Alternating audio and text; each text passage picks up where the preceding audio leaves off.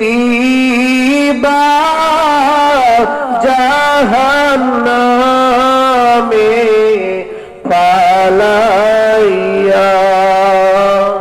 কেমনে দিবা জাহান্নামে ফালাইয়া।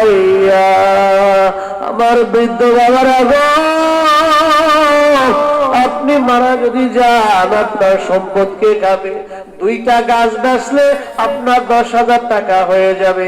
আগামীকালকে আমি আর মাওলানা আবুল কাসিম বাহারি আপনার কাছে বলবো না বাবা 10,000 টাকা দেন।